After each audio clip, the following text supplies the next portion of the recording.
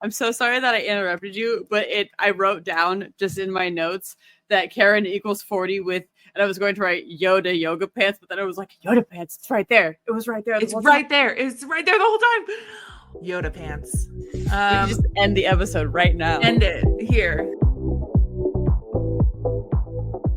Hello. Oh, hi.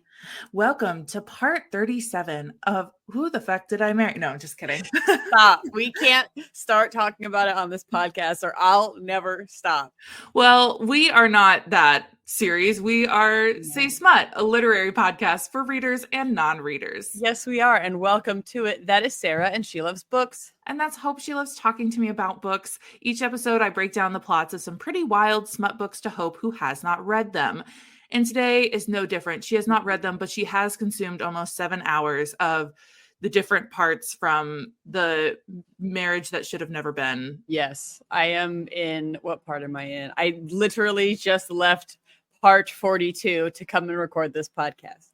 Well, you are doing our people a service by consuming that story, because I for one will not be consuming the whole thing. That is okay. You got to really commit, and I have. Yeah, you know, everybody has their own thing, right? Yeah. That's all that matters. Yes.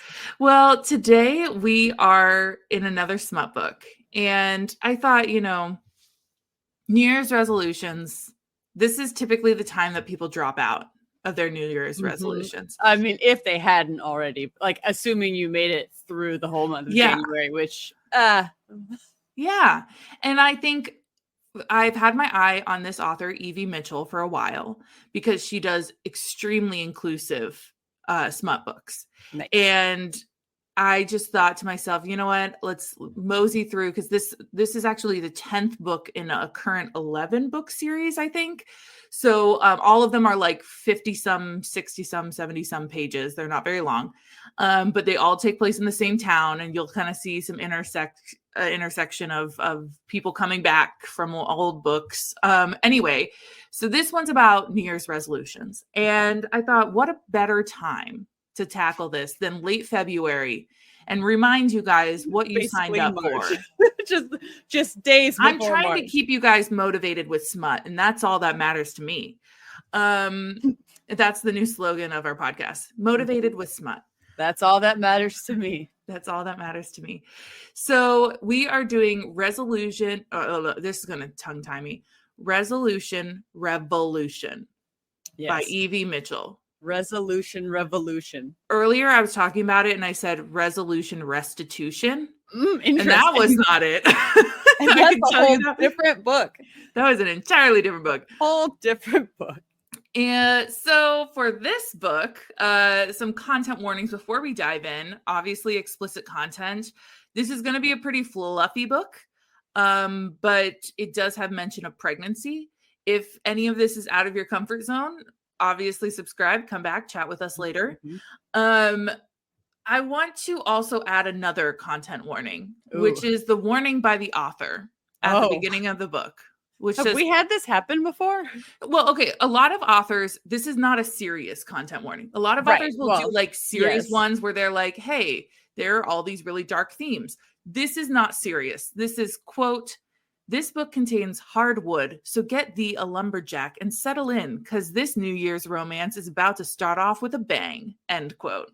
That's her warning. Wow. So.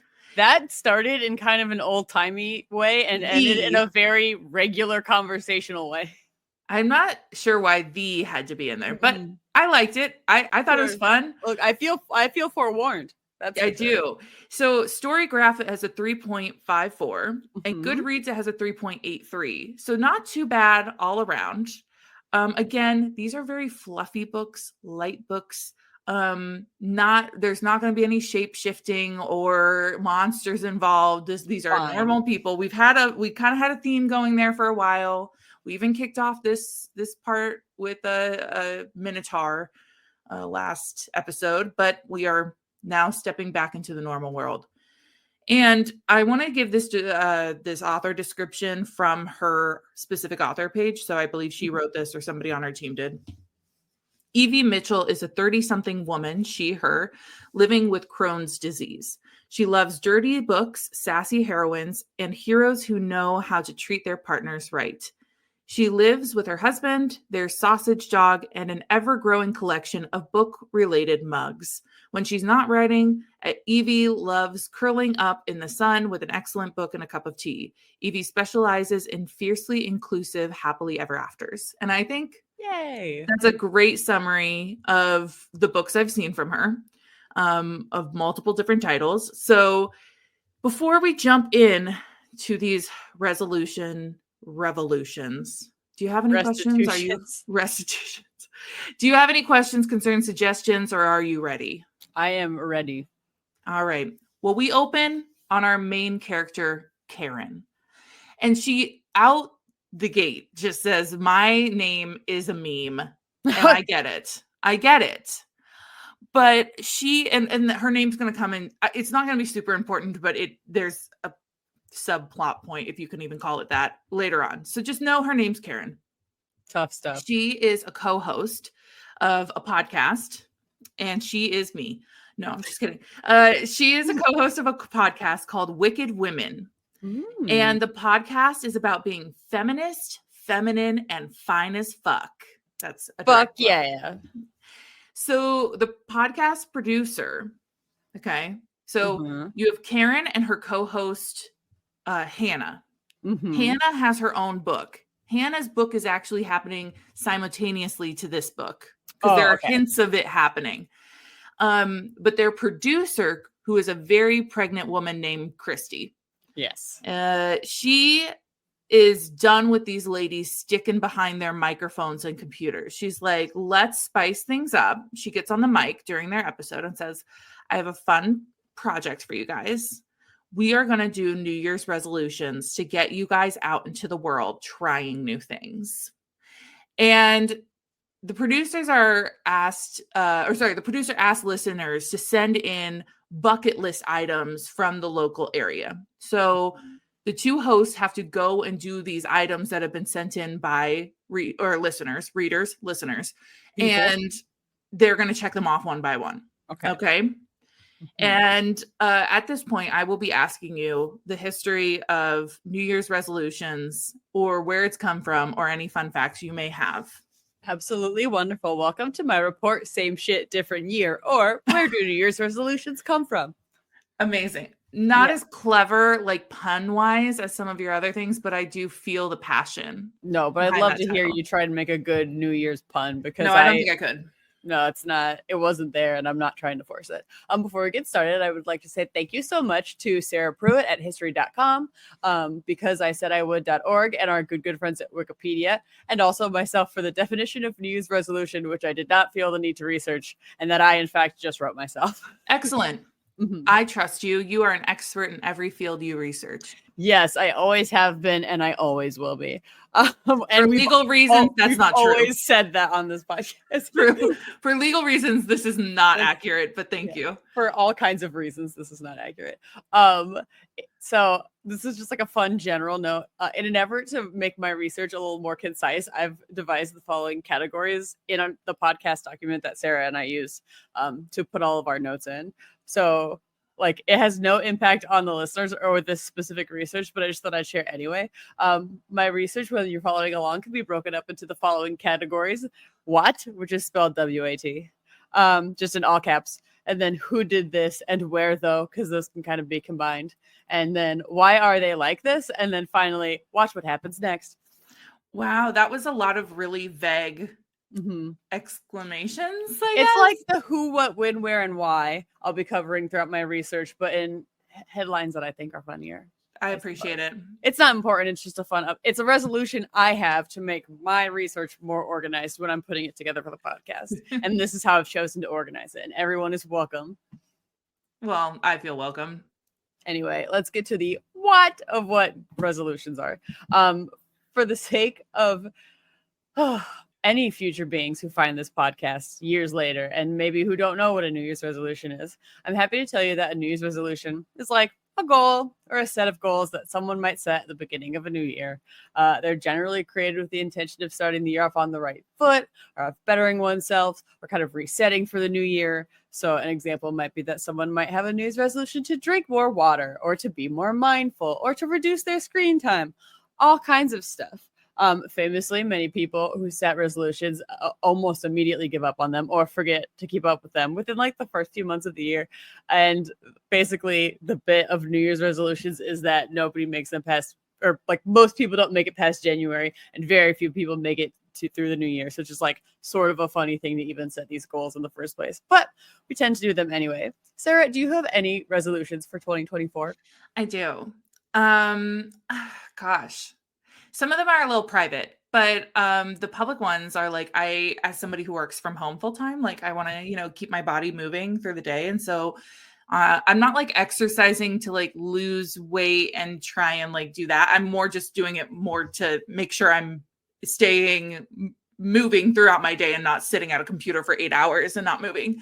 And then, yeah, I have a book goal, on my Goodreads. I have a book goal to go over 100 books. I did 110 last year, so I think it's obtainable. But those are my public facing ones I'm willing to express. Yes. My resolutions are all based around building more confidence within myself and then using it to do well at work and like try new things and stuff. Anyway, I love it.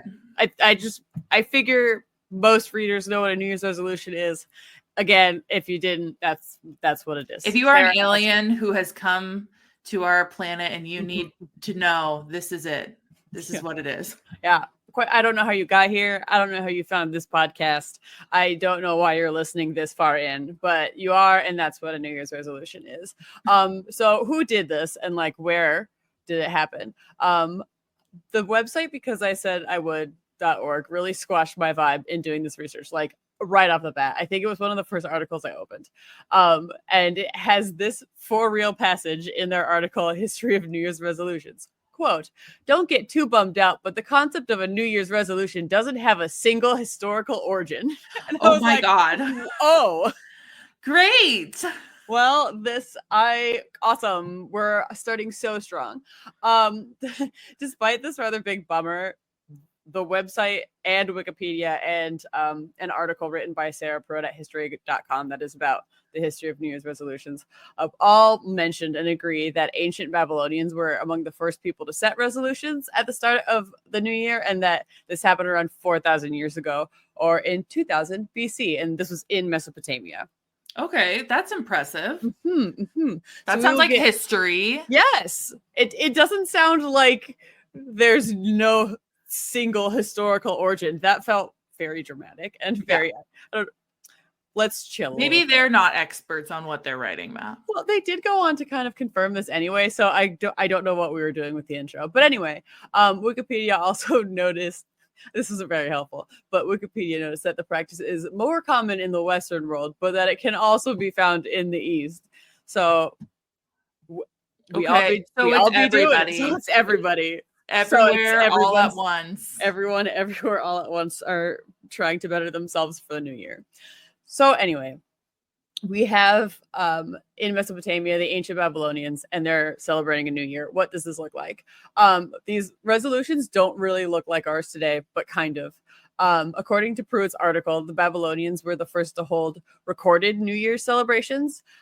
So they held this 12-day religious festival at the beginning of the year, although their New Year began in mid-March when they started planting crops. I don't think the concept of January exists yet, but where it would fall in the modern calendar was actually in mid-March. These festivals were called Akitu.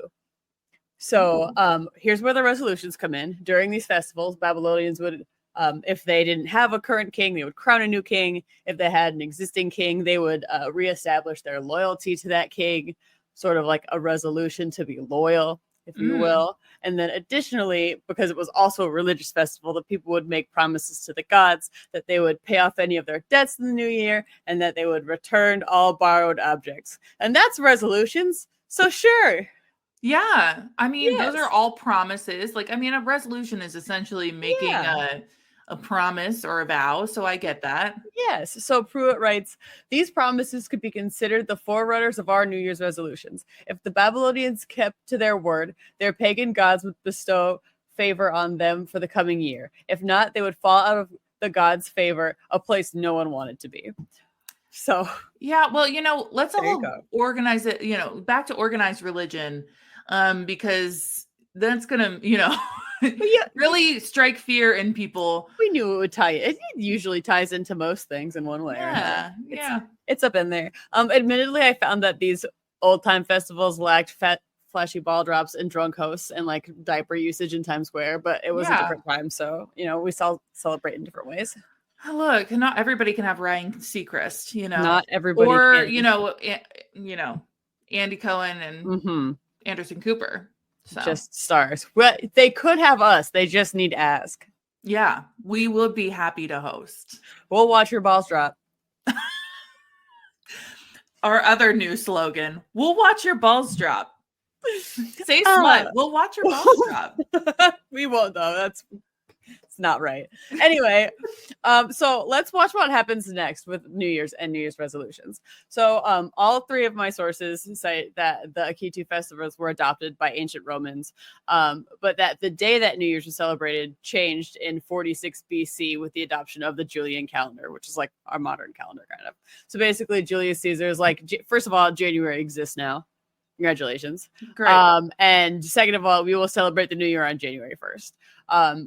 The reason why, according to the Because I Said I Would.org article, is that, quote, the name January comes from the god Janus, the god of new beginnings. Janus was often illustrated with two faces, one looking into the future and one looking into the past. On January 1st, government officials would make promises to the emperor himself to show loyalty. The courts would close for a half a day, and New Year's Day was considered a holiday. And then during these New Year's celebrations, we also get some sacrifices to deities and some promises to Janus that like they're going to be good in the new year. So that's like the January 1st New Year comes into being this way. Yeah. Okay. Got it. I like I like Janus's appearances. Yes. That's very fun. So now we've got a modern calendar kind of slowly spreading across the world, and we're all celebrating New Year in January, and making all kinds of promises for the new year ahead, which is great. Wikipedia listed some practices that are similar to New Year's resolutions, both inside of and out of like a religious context. So one was that medieval knights used to make this thing called a peacock vow that was made around the end of Christmas time, so kind of close to New Year. And that was to renew their vows of chivalry. Sure. Interesting. Why not? There were promises for the new year made, in Christianity, not only over New Year. So like there is a covenant renewal service or a watch night service that are held on New Year's Eve. And these started in 1740. And that's a lot of like coming together and praying and, resolving to be better. Even outside of New Year, there was also mention of during Lent, for a lot of Christians, people will, make sacrifices or resolve to do something in that time. Like it's not quite New Year's, but it's also kind of a resolution. The Wikipedia also noted that there are some parallels to this in other religions and religious holidays. Think Rosh Hashanah and Judaism, etc.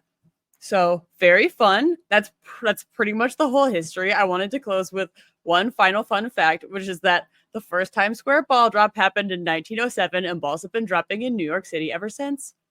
Balls have been dropping in New York City and on the Say Smut podcast ever since. I don't know why our podcast makes sure balls drop. I think that's a problem. Go see a doctor. No, that was wonderful. That had a lot more history. I like how far back the history went. I thought it was going to be, because I think you can tie a lot of things. And as you were talking, I was thinking about, why do we have Christmas so close to New Year's when obviously we know as Christians, I guess like historians will say that Jesus was born during the summer. And it's like, well, could you even say that there was like a rebirth or like kind of a new cycle when Jesus was born? Like there's whole concept of like almost Renaissance there. And I don't know, maybe I'm getting too philosophical. This is not a philosophical podcast. I just appreciate that throughout all of time, people have been like, yeah, I'll totally do this to be better. And that they then failed to do so. And even though they didn't quite get it right, the next year comes up and they're like, this time for sure, we're getting better. And that's just perseverance and dedication I appreciate. I love that it used to be tied to like gods and stuff. And like, that's not a new concept, right? Like we've heard of that so many times where it's like, well, you know, praise to this god or goddess, and then she'll do this for our crops, or she'll do this for, you know, our town or whatever. And like, they just kind of meshed that with the new year. They're like, you know what? This year, you're going to help me if I do this, right? Yeah. Like this year, you're going to be nice to me. I now have a timeline I can follow. And if you haven't fulfilled the promise by this one, then we'll reset. It's a new year and we'll try again. It's just like a never ending, like question box. And it's like, please, can I get this now? Can I? Okay, but I'll do it this time. I see that you didn't get me a new car, enough money for a new car in 2023, but don't worry. Now it's 2024. We can start all over. Let's try again. Give me that money. How long do you go until you just realize you've been ghosted by the gods and goddesses? For your bad New Year's resolutions. Well, I think you've done an amazing job showing us a full picture. For anybody who might need to even know what a resolution is, to where did resolutions come from, to when did balls start dropping in New York? No one could say until you told us. So on this list that has come in from readers, or I keep saying readers, stop it. From listeners, we even have a podcast. We have podcasts. I should know. Right I should know better. So from the listeners, there are things on this like zip lining, a Brazilian cleanse, something called like a meatloaf treatment, something like that, and so much more. I like meatloaf. Like scuba diving, all that stuff, right? And Karen and Hannah are not excited about this because some of them on the list are so out of their comfort zones. And as I mentioned, there's, you know, a 10th book.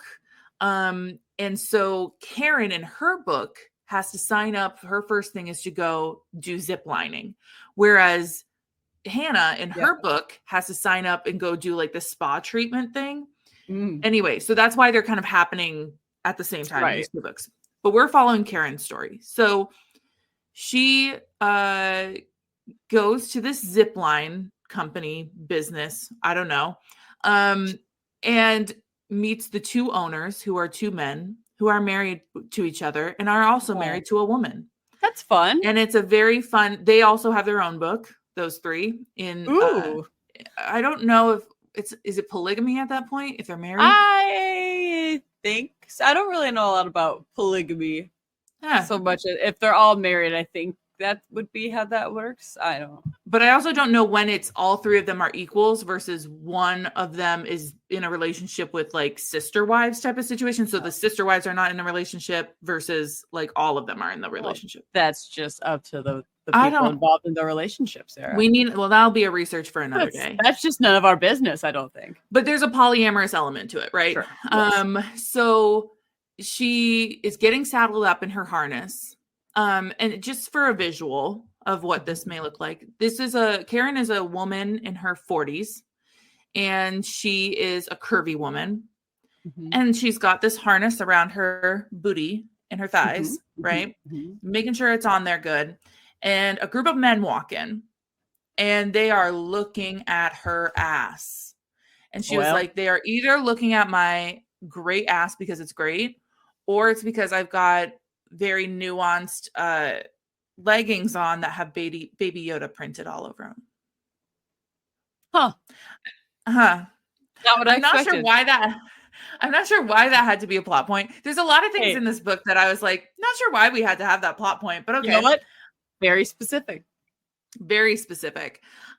So one of the guys, first of all, every person you interact with in these books is attractive. I want you to know. Good. It's one of those books where like everybody is everybody's cup of tea. So you're all like, oh, you're all hot. Everybody's hot all the time. But one of the guys. Pause. Wait, hold on. Could we say that she is wearing Yoda pants?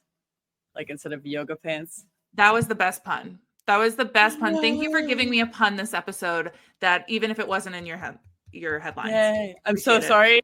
I'm so sorry that I interrupted you, but I wrote down just in my notes that Karen equals 40 with, and I was going to write Yoda yoga pants, but then I was like, Yoda pants, it's right there. It was right there the It's whole time. right there. It's right there the whole time.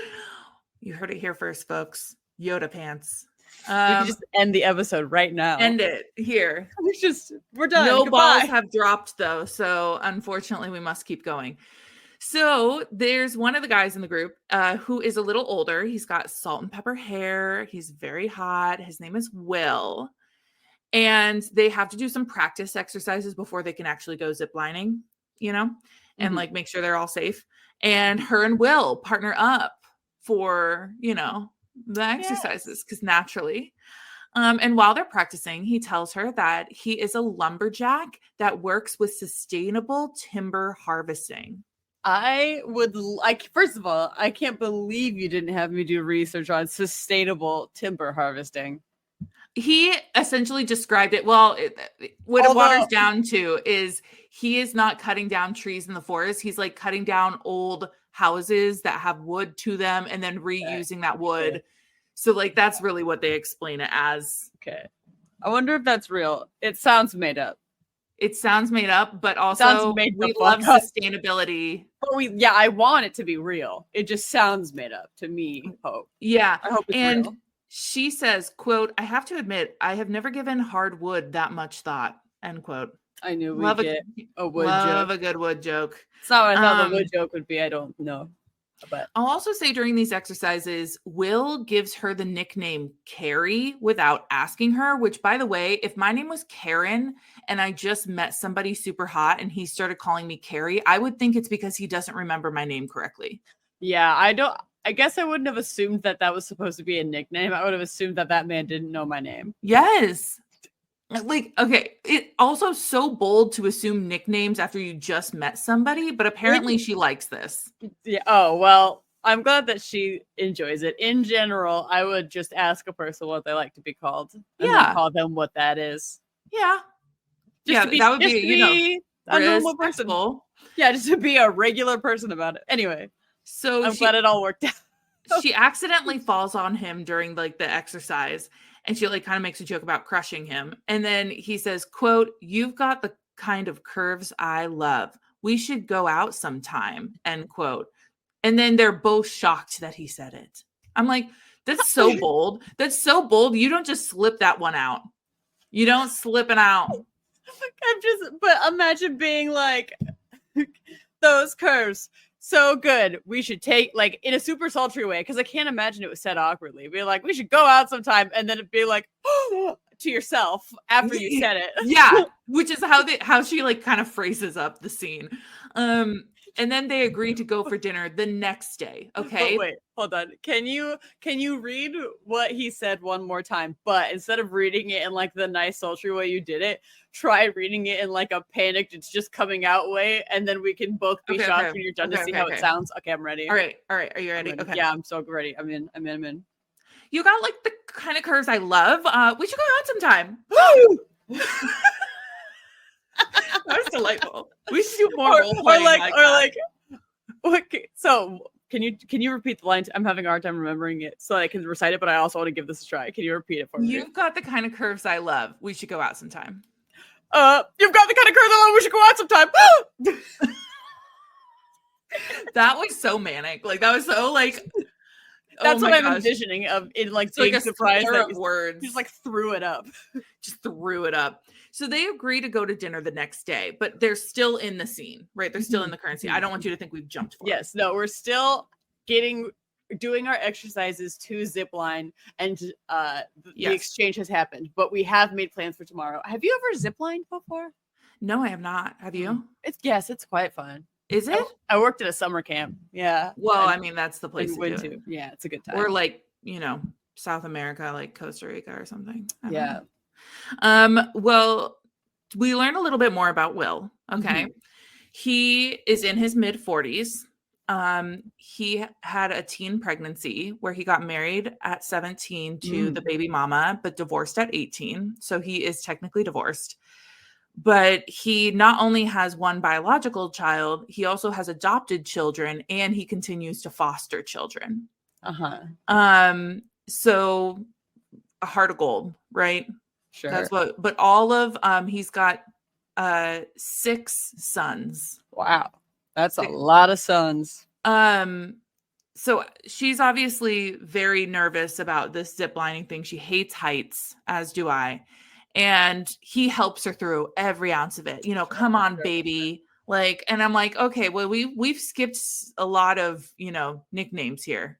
Yeah, right? this is it's also a lot to pack in one day's worth of conversation. I was a divorcee at 18. I have 6 sons and I'm always fostering children. Yeah. So you can do it. Go down the zip line. Woo! Yeah. And then this gets worse. Just wait. No. Even though they're going on a date tomorrow, he asks her to come have pizza with him and his family right there and then after ziplining. All 6 sons? With all 6 sons. Oh, all my sons. All my sons. 6 brothers for 6 nope. 6 brides for 6 sons. Sons. Bless you, beautiful. Anyway. Okay, so that's so much pizza to buy. Also, they're now at pizza. Imagine you met this woman this afternoon. Where were the kids while you were ziplining? Well, maybe school. I don't know. I know one of the sons was with him at ziplining. When his dad was like, "You've got the kind of curves I like. We should go out." Yeah. Sometime. No, Hope I cannot wait to tell you it gets so much worse. No. It gets so much worse. Okay, so they go to pizza now. He's now invited her to meet his whole family at pizza. They've only spent an afternoon together. I am imagining like the movie Cheaper by the Dozen. Oof.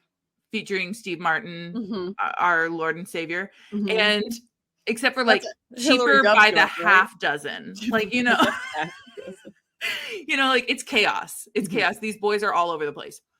And at one point, like, they're kind of making moony eyes at each other. And one of the boys goes, "Are you two going to kiss?" And then after some hesitation, they go for it. And when I say they go for it, no, Hope, if I had to read this, you have to listen to it. That's a part of the bargain with this podcast.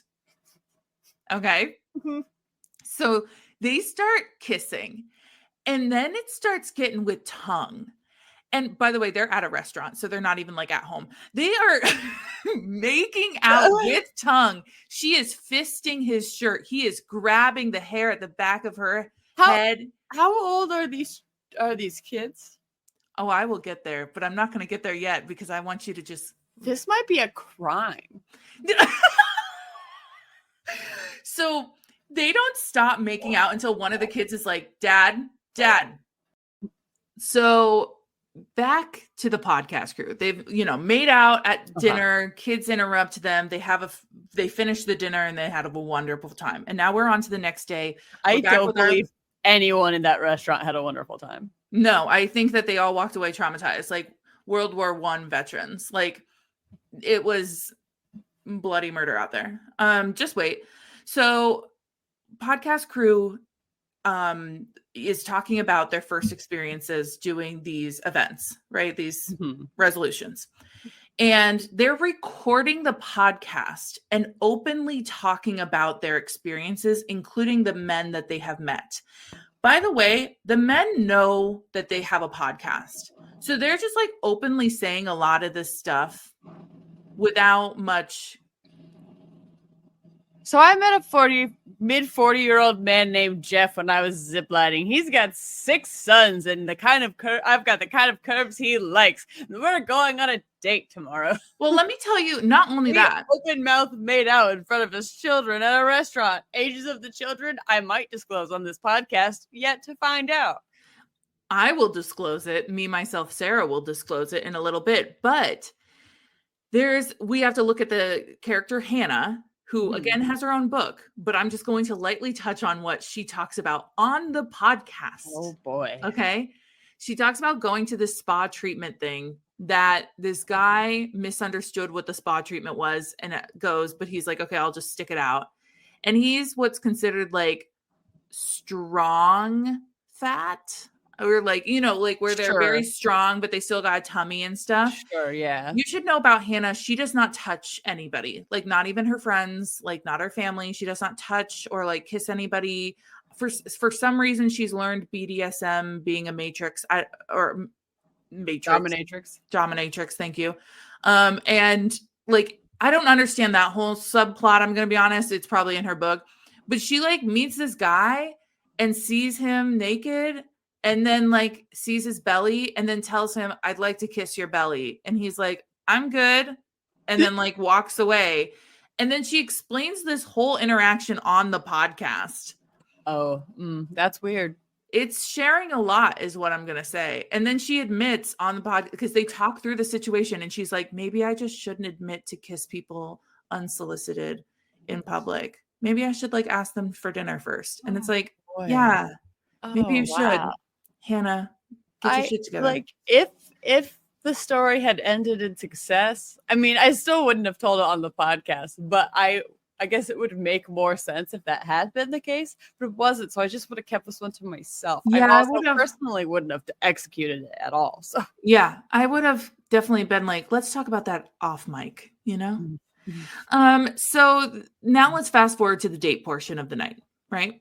So there's a group text message with the sons and Will, in which the sons encourage him to use a condom. Oh, yep. And the sons, are you at some point have to tell me how old I'd they like are. to remind you at this time, because you knew, and I didn't tell you, but I expected you to know that the ages of these sons range from mid-20s to preteen. You should have introduced that information in reverse. Because at first I was like, oh, they're all in their 20s, so this is embarrassing that I'm making such a big deal of it. But then you went backwards in age to, teenagers? Preteens. I'm pretty sure like the youngest is supposed to be like 9, 10, 11. And then one of the youngest like responds and is like, what do you use condoms for? And then he's like, I'll tell you when I get home. I'm like, okay. Look, I'm glad we're very sex positive. You got to teach kids. You got to make sure everybody knows what's up. All about that. I just wouldn't make out in front of an 11-year-old.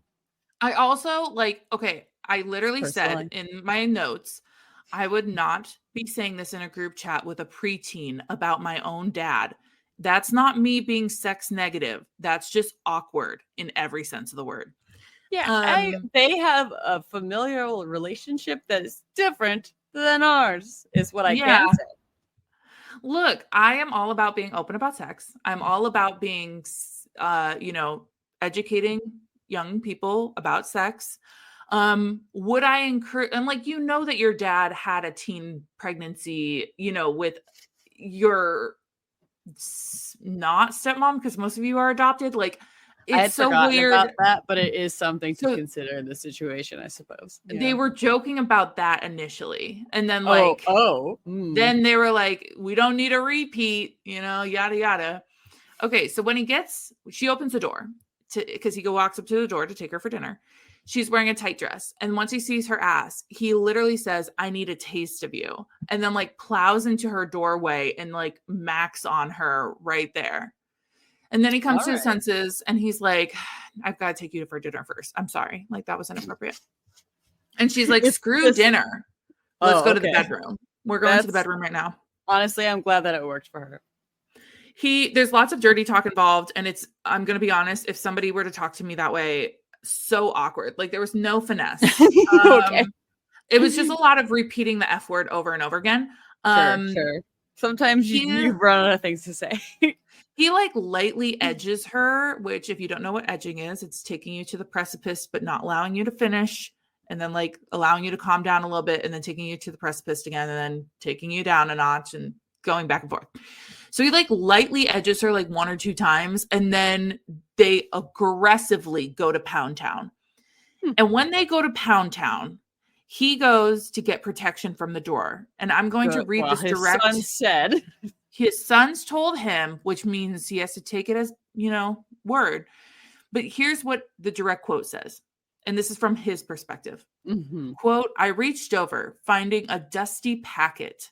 No doubt expired, judging by the picture on the box. Do condoms expire? Fuck it. This'll have to do. End quote. No, Don't love no, that. no, no, no. Hey, hey, hey, everyone, don't do that.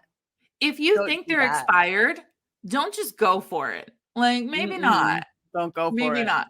I know that If the package is dusty and the images on the box indicate that they were from many, many years ago, go get new ones first before you go to Pound Town. Thank you. Yeah. Yeah.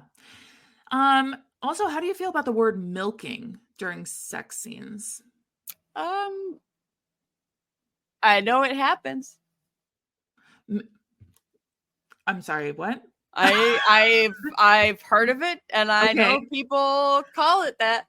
I would love to vote as the Say Smut podcast community that we retire the use of that word casually. Like, not in fluffy, happy rom-coms are we just going to all of a sudden say milk. Like, I don't know. This didn't hit the spot. I don't know. So You're after feeling lactose intolerant about the whole thing. I'm really feeling, yeah, a little IBS about the whole thing. So after they're done in Pound Town, he apologizes for going so hard before they even got to dinner because he wanted to make the night perfect.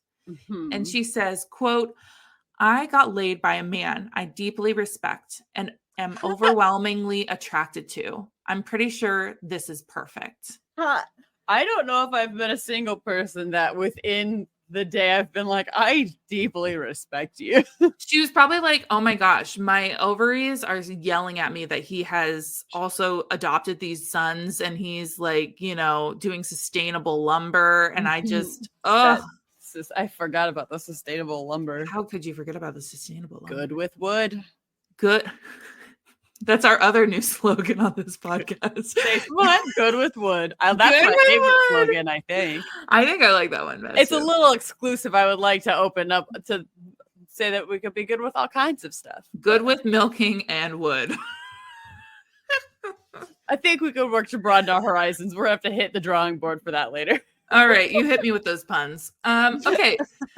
So over the next few weeks, they become closer and closer, and they are dating. And they do deeply respect each other. They do deeply respect each other. It's been a week. It's been a couple of weeks, and you'll see why in a little bit.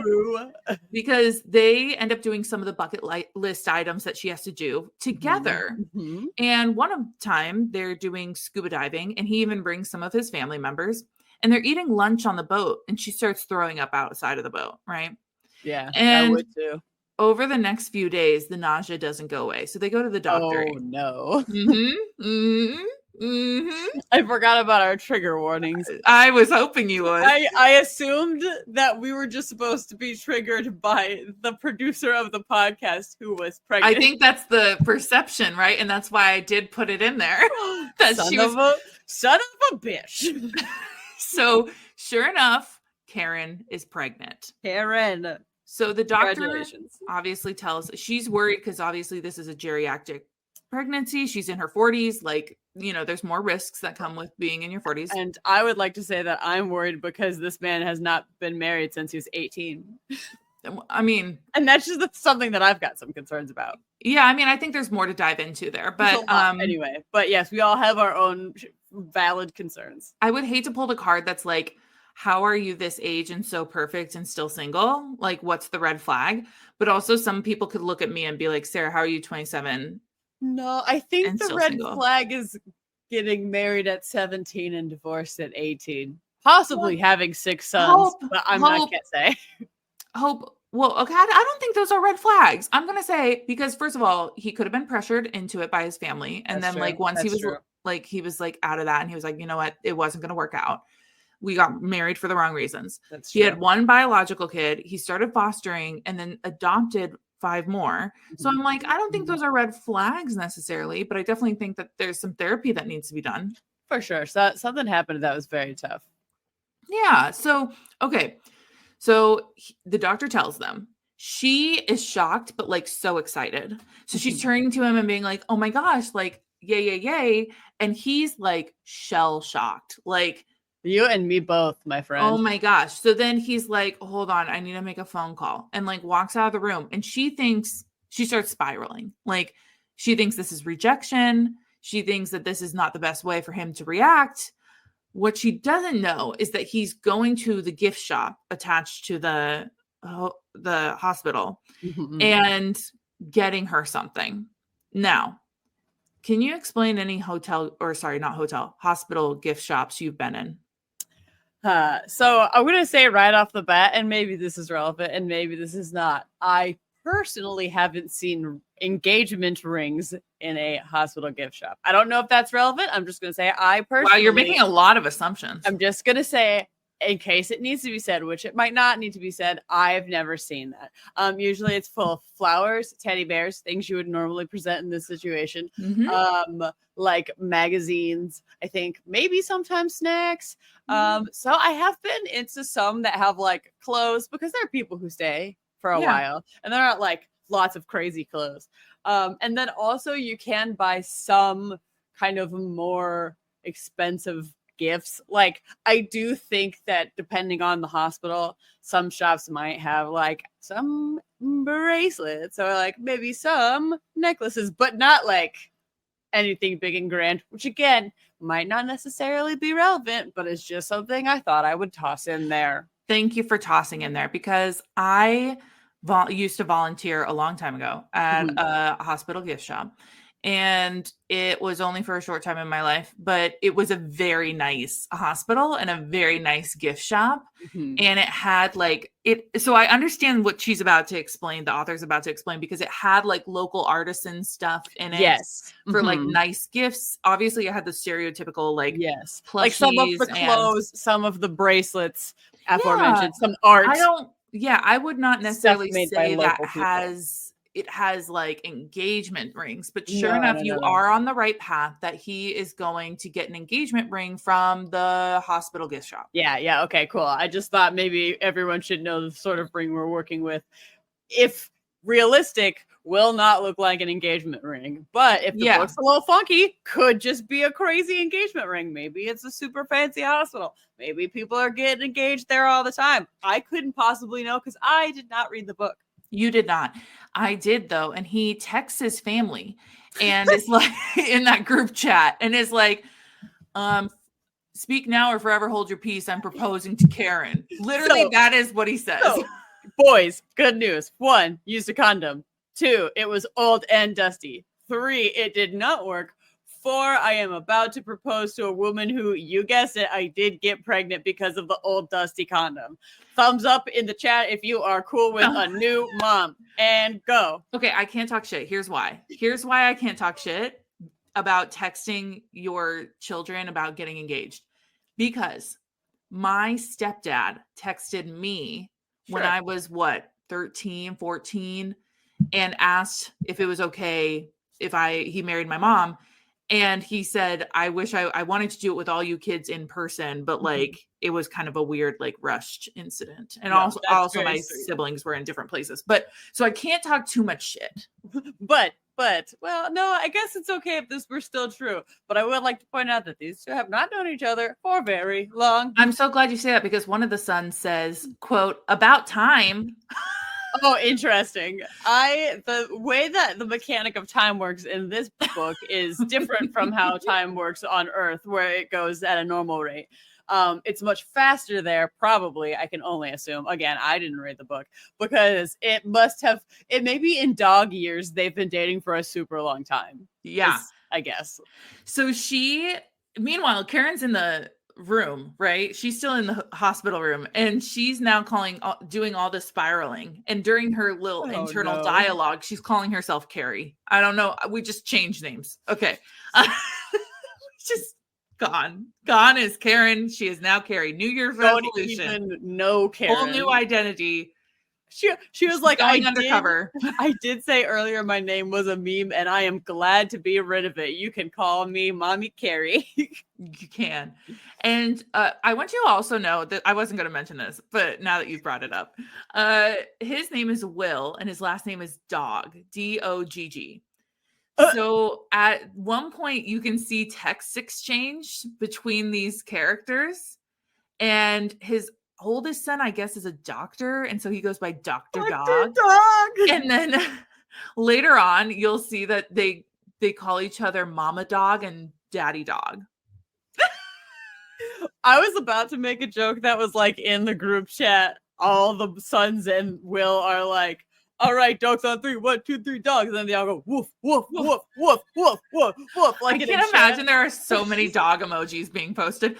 And I also have to imagine there are some like sexy times about doggy style. Like there are so many possibilities, but not important. We're back with Carrie, who knows?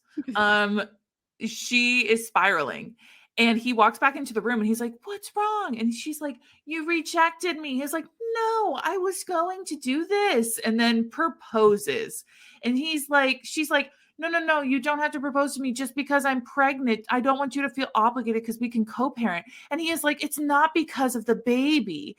And I want to yell at him and be like, it's precisely because of the baby that you are going to a hospital gift shop to pick up a engagement ring. Somebody has repeat trauma from the last time they got somebody pregnant. I give them a year tops, apparently. And look, I don't blame him, because I bet if that teen pregnancy is very hard when you're not planning on it, and maybe he just has some stuff that he's trying to work on, but it just could be a trauma response, because I'm just saying. He does say, quote, the baby is icing on an already. Sorry, let me start this whole thing over. Take that. Rewind it back. Take that. Rewind it back. To make your booty go. Okay, so quote, the baby is icing on an already decadent cake. End quote. Also, don't ever talk about my pregnancy as a decadent cake. A decadent cake, weeks in the making. Weeks in the making. Highly anticipated. Very decadent cake. So of course she says yes. And they start making out and the doctor walks in and was like, I can't imagine how you guys got pregnant. Like, what? Ew, I don't like that response either. Now there are 2 epilogues. Okay. Mm-hmm. The first one is a month after her baby's born. Okay. And they're celebrating the producer's baby. Yes. Anyway, that's not really an important epilogue. It was literally 30 pages. I didn't give a shit. The second epilogue is them celebrating their 10th anniversary. I think, if I understood it correctly. And they go skydiving for it. So it sounds like they're doing like bucket list items for their anniversary now, like because they had met, that was how they met. Mm-hmm. And then like they do like a little witty banter. And then she was like, you want to take me to the car in the parking lot and fuck me? And he was like, yes. And that's the end. Good for them. So with that said, I just want to ask you as we're finished here, do you think they ended, like if they were a real life couple, do you think they would end up together? Like, do you think they would last? Look, hard to say. I mean, instinctually, I would say the odds might not necessarily be in their favor, but sometimes when you know, you just know, and you just know after a couple of weeks. And the icing on top of that is that you happen to have got that person pregnant. You know, I don't want to say we're using pregnancy as any sort of tool in a relationship, and I'm just going to leave it there. We're going to put a period on that, and we're going to move to our scorecards. Well, here's one more thing. I am proud of these now 50-something-year-old parents for getting a babysitter for what would be their now 9 or 10-year-old child so that they could go jump out of a plane. Look, find the romance where you can. It's like, on the one hand, 100% live your own life, and I'm really proud of you. And also, I hope you lined up your wills before you did it, because you've got a 10-year-old kid. Also, you've got so many older brothers to babysit your kid. You have, I'm assuming, the gender of the baby. Did they say if the baby was a girl? Okay. So you could have 7 brides for 6 brothers and 1 sister. Or perhaps 6 brides and 1 groom for 6 sons and 1 daughter. Evie Mitchell, this is our pitch to you. Or perhaps 7 non-binary individuals for the wolf pack. Woof, woof, woof, woof, woof. Go, dogs, go, dogs, go, dogs, go. There's another puppy in the litter. There's another pup in the litter for this dog family. Okay, we're done with that. We are done. Let's quickly discuss the diversity we saw in this book. Obviously, age representation, Mm-hmm. family dynamics being unique. Diverse. We had that one, possibly all three married to each other throuple, which was fun. Yes. We have also the producer, I believe, does not have a partner. And so she was very Ah, proud of doing the single mom thing. yes. And obviously we have a curvy woman. Mm-hmm. Yeah, so there's like a lot. I think, you know, obviously it's Evie's goal to make very inclusive stuff. I know the summaries of a lot of the other books. I know she also has a all access series. I think that's the name of the series, and it's all about people with different disabilities, Oh, sweet. um, uh, and different kinks and different interests Nope. sexually. I know there's one that involves a woman in a wheelchair and maybe some tying up of BDSM. And so anyway, I just have to applaud this author. I don't know if she's doing it perfect because I don't represent all of those communities, but at least, you know, she's got quite a bit of stuff out there to represent a lot of different relationships. Yes. Do you have anything else to add? Oh, I just loved it. Okay, plot wise, Yes. what are you going to give it out of a 5? I am going to give it a 5. I thought it was robust and interesting. I liked that there was a variety in age. I do not understand being. I just personally didn't come from a family where we were that open about our smashing and banging. But I'm happy for this family that they could all talk about it in a group chat. And I just thought this was really fascinating, and I liked it. That's great. I gave it a 4. For how short it was pretty good. I thought some of the stuff didn't hold up. Well, no. I thought some of the stuff I was like, don't love that. Some of the stuff I wrote, this is my what the smut. I'm not going to tell you right now. We'll get into it later. Okay, so smut wise, as somebody who read the scene, which there was really only one solid smut scene, it was pretty vanilla. I mean, there was a lot of dirty talk. Like I said, it felt very awkward dirty talk and not very sincere. But I think I gave it a 3. It just feels very middle ground because it was explicit, but it's, I don't know, didn't do a whole lot. I was going to say 3 as well. Rather mid. Well, in there, I have the link to the cover. Now, I will disclose at this time, there are 2 covers. She did upgrade her covers to be the cartoon covers, which if you follow us, you know that a lot of rom-com-y type authors have swapped over to this kind of cartoon style of covers. So this is the more recent updated cover.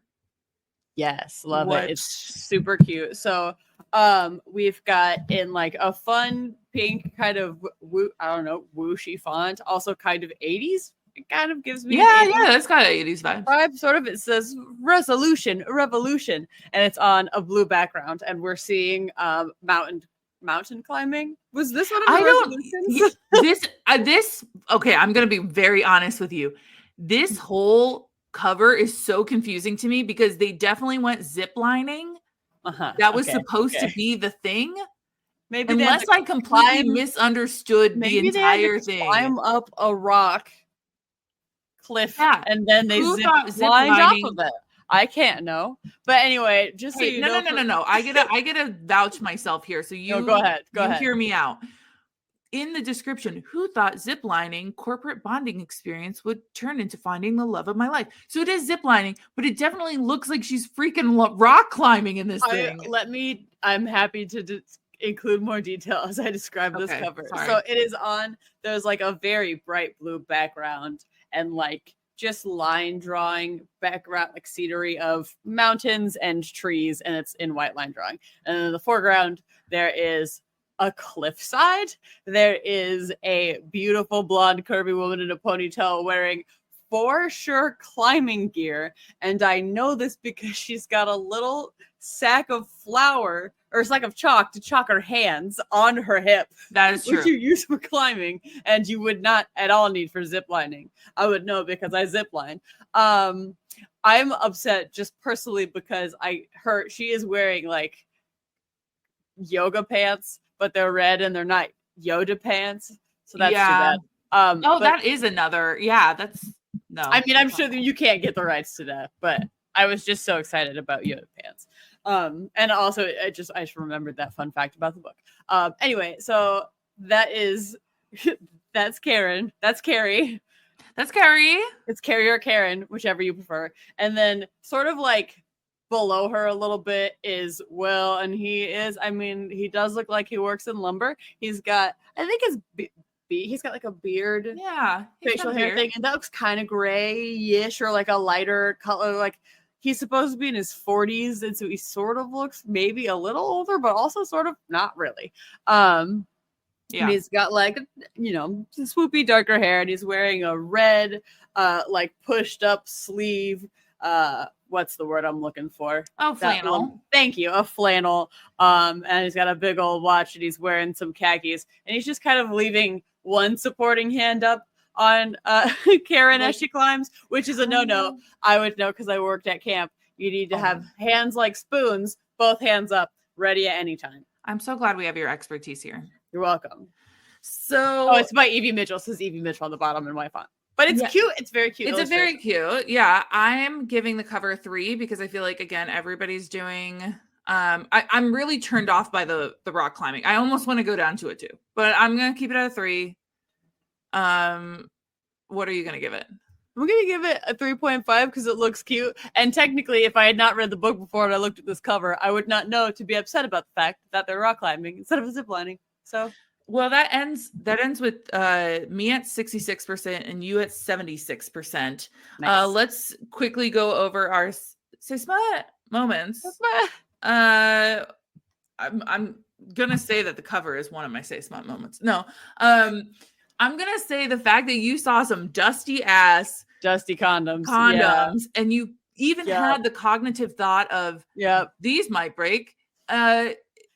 You just didn't do anything with that. And then you were shocked when she ends up pregnant. The fact that in the description was something to the effect of like the design of the packaging made it clear that they were very old. Yeah. No. Yeah, no. And yes, absolutely condoms expire. Absolutely condoms expire. They do. Look at the dates. We hope your friend is telling you, whoever is listening to this podcast, check the expiration. Wow. It was also my Say Smut. I will also say the fact that the sons were so chill talking about sex with their dad and being like, yeah, marry her. It hasn't been that long at all. We love her. It's all good. Like, what? I'm proud of them for their open hearts and open minds. Yeah, you're not even talking about the trauma of like some of those kids, if they were in foster care or whatever situation they may have come from. Anyway, these kids were all good. Stability. As far as we know, no problems for these kids. No problem. Everything is fine and normal. Any other Say Smut moments? Because I feel like I could have listed off 5 more at least. But I just remembered that the last name is Dog with 2 G's. Also a Say Smut moment. Also making out in front of your kids in front of a restaurant and giving heavy tongue and like gripping each other like your lives depend on it. Oy vey. Well, that is our book. Thank you for joining us. You can find us if you so choose on TikTok and Instagram at Say Smut Podcast. Additionally, we would love to hear your book recommendations. Send those our way via email at saysmutpodcast@gmail.com. And if you want to pop us a rating and or review on the podcast platform of your choosing, we would appreciate it. But don't be mean just to be mean. Be critical. Like, be tough but fair. But yeah, be fair. We're all about fairness. Otherwise, stay smutty, y'all. Yes, bye. Thank you for joining us in the dog pound. Woof, woof, woof, woof, woof. Bye.